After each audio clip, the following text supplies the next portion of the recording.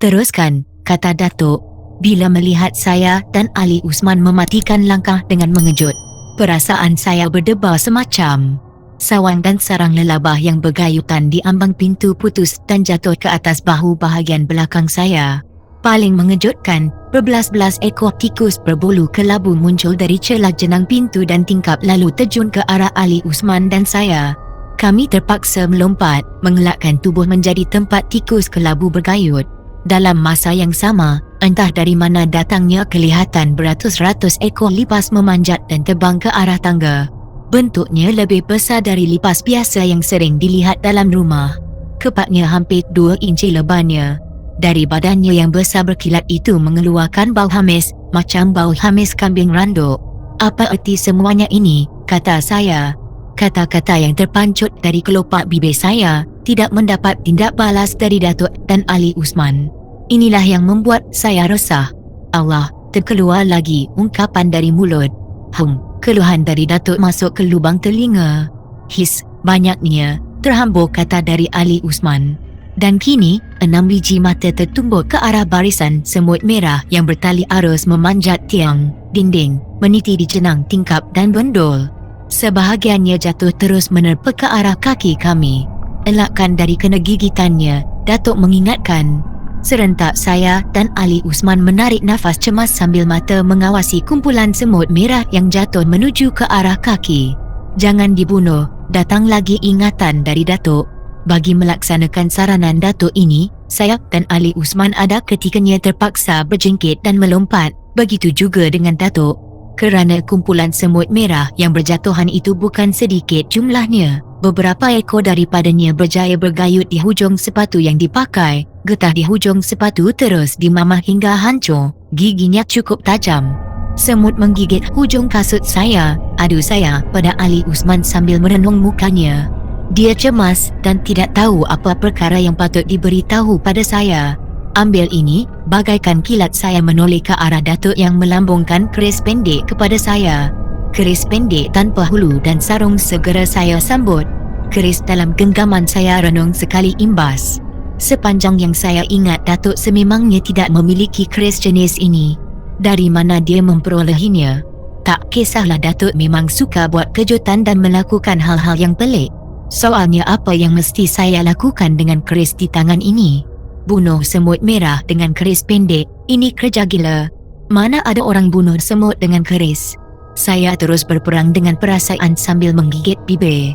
Kerana bosan menanti arahan dari Datuk, saya segera menyongsong pertanyaan. Tikam semut dengan keris tu? Tanya saya. Kenapa otak kau beku sangat tamah? Sergah Datuk. Ali Usman ketawa kecil dan saya jadi serba salah. Memang saya kurang senang dengan tutur kata yang dihamburkan oleh Datuk. Dia seolah-olah mempermain-mainkan saya. Semut merah kian banyak berjatuhan, semuanya menuju ke arah kaki saya dan Ali Usman. Jumlah yang menuju ke kaki Datuk agak berkurangan jika dibandingkan dengan jumlah yang meluru ke kaki kami. Tikus berbulu kelabu boleh dikatakan hanya tinggal beberapa ekor saja yang aktif melompat dan terjun. Lipas besar berbau hamis yang tadi menguasai di dinding rumah lari menyelamatkan diri bila semut merah muncul. Mana yang tidak sempat menyelamatkan diri terus jadi mangsa semut merah. Semuanya serba menakutkan dan membingungkan. Tama, perhatian kembali kepada Datuk, tidak lagi kepada semut merah, tikus berbulu kelabu dan lipas yang berbau hamis. Ada apa tu? Banyak lagi semut merah menggigit kasut kamu. Banyak tu. Si Ali macam mana? Setakat ini belum ada yang hinggap di sepatu saya, tapi saya sudah letih melompat dan berjingkit, kata Ali Usman dalam nada suara yang agak cemas. Apa yang aku harapkan kamu berusaha jangan sampai semut merah menggigit kasut kamu. Bila dah jadi macam tamar, sulit sikit, terang Datuk pada Ali Usman. Kata-kata itu sudah tentu membuat saya lemah semangat, membuat saya hilang keyakinan diri. Bila saya lihat ke kaki, jumlah semut merah kian banyak bergayut di hujung sepatu. Kalau tadi hanya sebelah, kini sudah menjadi 2 belah. Saya tidak boleh bergerak kerana kaki terasa amat berat macam batu. Semut merah makin banyak tu. Matilah saya, nada suara saya separuh menangis. Dalam melompat dan terjengkit-jengkit itu, Ali Usman masih sempat melepaskan senyum sinis untuk saya. Sebahagian daripada muncung sepatu saya sudah berlubang digigit oleh semut merah. Begitu juga bahagian tumit. Pada hemat saya, dalam beberapa minit lagi mungkin gigitan itu menembusi kulit kaki saya. Macam mana ni, Tok? Saya merayu. Kamu acuhkan hujung keris itu ke arah kasut kamu, Tama. Arahan Datuk segera saya turuti. Biji mata saya terbeliak. Sebab saja hujung keris dihalakan ke arah kumpulan semut merah, kaki yang berat terasa ringan. Dan semut-semut di hujung sepatu berjatuhan di lantai lalu menjadi debu halus yang bertukar menjadi kelompok air berwarna kemerah-merahan dan terus bersatu, meresap dalam papan lantai. Sudah habis kerja kamu, Tama. Datuk, sebelum tu. Ali pergi ke arah kanan, berdiri dekat tingkap. Apa yang kamu nampak di situ, jangan disentuh dan jangan diusik. Ali Usman pun melakukan apa yang disuruh oleh Datuk. Dalam sekelip mata saja Ali Usman sudah berubah tempat. Dengan hati-hati dan penuh waspada saya pun meletakkan keris pendek di lantai. Ada pancaran cahaya keluar dari hujung keris yang kemudian bertukar menjadi percikan api dan terus merayap di permukaan papan lantai, seolah-olah papan lantai disimbah minyak petrol. Perkara itu berlangsung cukup pantas sekali, sepantas semut-semut merah yang bertali-tali hilang dari penglihatan saya. Hujung dan tumit sepatu saya yang robek dan berlubang kelihatan tidak mengalami kecacatan sedikit pun, masih seperti asal. Terlalu banyak rintangan, keluh Ali Usman. Sabar, kata saya. Tidak ada komen dari Datuk. Dengan tenang Datuk mendekati saya. Dia membongkok mengambil keris pendek di lantai. Keris pendek tanpa hulu segera dibungkus dengan kain dua warna, iaitu hitam berjalur merah. Saya sendiri tidak tahu bagaimana caranya Datuk membungkus keris yang panjangnya kira-kira 1 jengkal orang dewasa, boleh menjadi kecil sebesar ibu jari dan terus diselitkan ke celah tali pinggang lebarnya yang berwarna hijau. Datuk menegakkan jari telunjuk ke langit, kemudian menjatuhkannya perlahan-lahan hingga hujung jari itu selari dengan pintu bilik. Isyarat tersebut membawa maksud langkah seterusnya ialah menuju ke bilik yang berada di sebelah kanan Ali Usman. Masalahnya, siapa yang harus mendahului? Saya atau Ali Usman? Walaupun cahaya dapat masuk ke ruang rumah melalui pintu yang terbuka, tetapi cahaya itu tidak menyeluruh, tidak sampai ke depan pintu bilik. Rasa takut dan cemas setelah melalui peristiwa berdepan dengan semut merah, tikus kelabu dan lipas besar masih terkesan di hati. Kamu dulu, aku ikut dari belakang, bisik Ali Usman. Maaf, ini rumah bapa saudara kamu, eloklah kamu pergi dulu, saya membalas bisikan Ali Usman. Hampir 5 minit masa berlalu begitu saja, kami masih belum bergerak dari tempat berdiri. Datuk sudah 2 kali berdehem menyuruh kami segera melangkah. Bukan mana-mana tingkap, baru dapat cahaya masuk dan memudahkan kamu bergerak, ujar Datuk dari belakang. Aneh selesai saja Datuk bercakap, daun tingkap yang berada tidak jauh dari saya terbuka sendiri. Cahaya matahari segera menerpa ke ruang rumah. Bukan lagi 1 tingkap, Datuk bersuara. Sepasang daun tingkap yang berada betul-betul di belakang Datuk terbuka sendiri. Angin terasa meluru masuk ke ruang tamu. Dalam keadaan cemas dan takut, saya masih sempat melihat bahagian tertentu dalam rumah tersebut dipenuhi dengan jaringan sarang lelabah. Ali Usman nampak tenang dan bersahaja. Luas, terdengar suara Datuk. Memang luas, balas Ali Usman. Saya tidak mahu melibatkan diri dalam dialog pendek tersebut.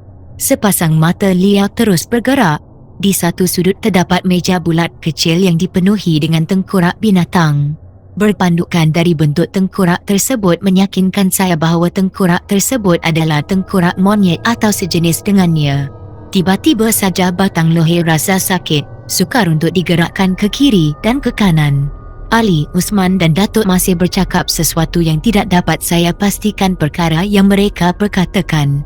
Ular, mujur suara itu bergolak dalam dada saja. Kalau terpaksa keluar pasti Datuk dan Ali Usman melompat. Walau apapun saya tetap cemas. Demi kepastian, saya renung kembali ke bawah meja bulat.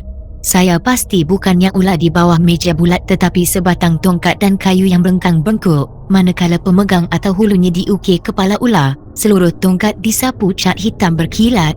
Tidak jauh dari kaki meja bulat terhampar sehelai tikar mengkuang yang keempat-empat bucunya dikerat.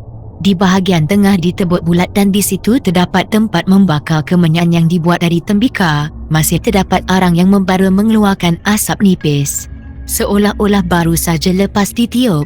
Selain dari itu, tidak terdapat benda-benda pelik yang lain. Cuma sesekali terhidu bau kemenyan dan bau daun pandan terbakar. Datuk dan Ali Usman yang terpisah segera bersatu dan mendekati saya.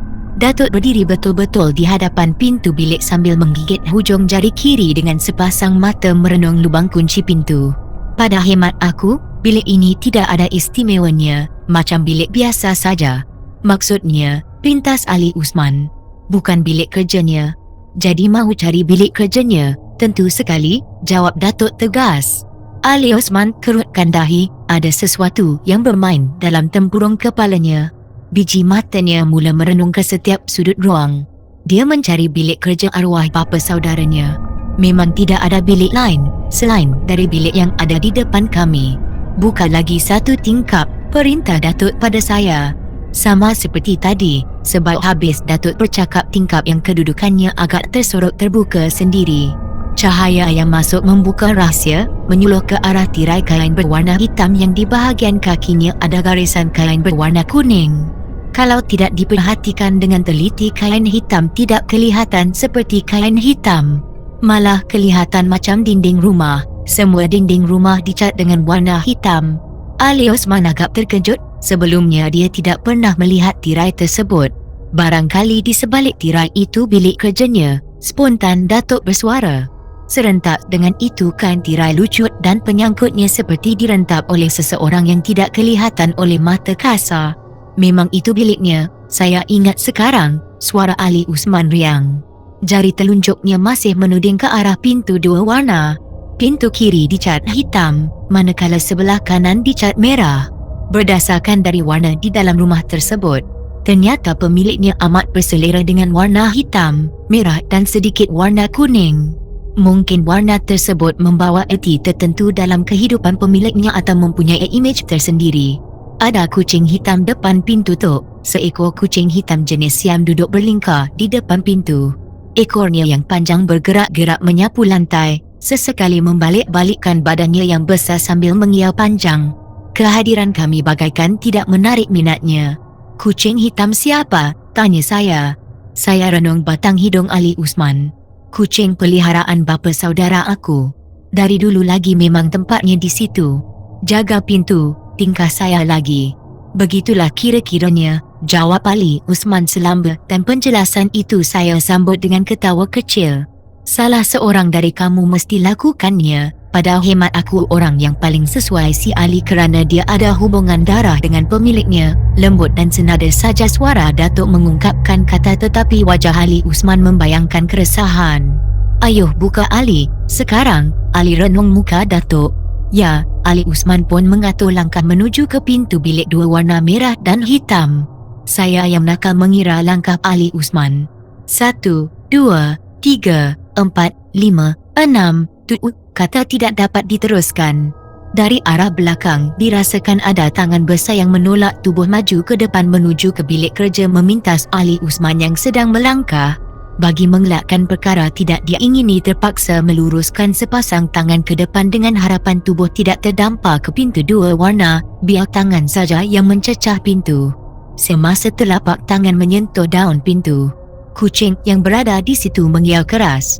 Belum pun sempat saya melakukan sesuatu, kucing hitam melompat ke arah muka sambil mempamerkan gigi. Kukunya yang tajam dan panjang menuju ke arah biji mata. Dalam keadaan yang tergamam itu, Ali Usman menerpa lalu memeluk tubuh saya. Akibatnya kami jatuh terguling di lantai. Mungkin kerana gagal menjadikan saya mangsanya, kucing hitam naik angin. Mangsa seterusnya ialah Datuk yang diserang dari segenap penjuru. Semua serangan itu dapat diatasi dengan baik. Kucing hitam Siam yang mempunyai kekuatan tenaga luar biasa, tidak berputus asa dan terus melakukan serangan demi serangan bertubi-tubi. Dalam usaha menewaskan Datuk, lebih dari 5 kali kucing hitam itu jatuh di sisi Ali Usman, malah ada ketikanya badannya jatuh atas badan Ali Usman. Anehnya, kucing tersebut tidak pun mencakar menggigit Ali Usman. Bersedia kamu, Saya dan Ali Usman yang baru bangun segera merenung ke arah Datuk yang berdiri betul-betul di muka pintu. Kucing hitam berlega-lega di depannya. Tidak ubah seperti harimau yang cuba menarik perhatian musuhnya.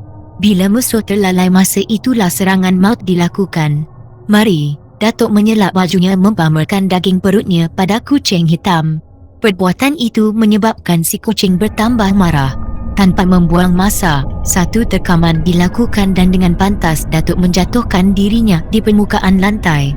Kucing hitam meluru bagaikan peluru menuju ke pintu yang terbuka luas, lalu tercampak di halaman sambil mengial panjang, menahan kesakitan. Saya dan Ali Usman meluru ke pintu dan berdiri di situ. Kucing hitam siam terkapar di halaman untuk beberapa detik sebelum mengecil dan akhirnya bersatu dengan pasir di halaman rumah. Kita tunggu dulu, kalau kucing syaitan datang lagi, arahan Datuk itu kami patuhi.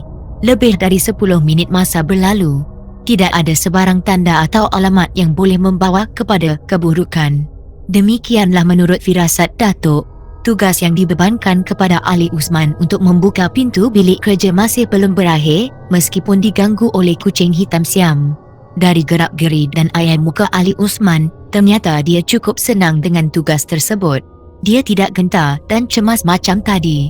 Semasa arwah ayah saudara ada lagi, saya memang takut semacam bila berdepan dengan kucing hitam yang menjaga bilik. Kerana dia ada, saya tidaklah cemas sangat. Ali Usman membuka rahsia. Kenapa tak cakap awal-awal? Datuk gelengkan kepala. Saya dan Ali Usman ketawa serentak, penuh lucu. Bagaimana? Boleh saya masuk? Datuk anggukkan kepala. 3 langkah Ali Usman maju ke depan. Berdiri betul di depan pintu 2 warna. Sebelum pemegang pintu dipulas, dia merenung ke arah saya dan Datuk. Mari rapat dengan saya.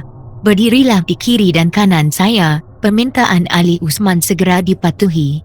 Saya dan Datuk berdiri di sisinya. Mungkin untuk memberikan kekuatan atau semangat baru. Datuk menekankan ibu jari kirinya ke pangkal telinga kanan Ali Usman. Ada perubahan di wajahnya. Muka Ali Usman nampak merah, macam udang kena bakar. Dia nampak bersemangat sekali.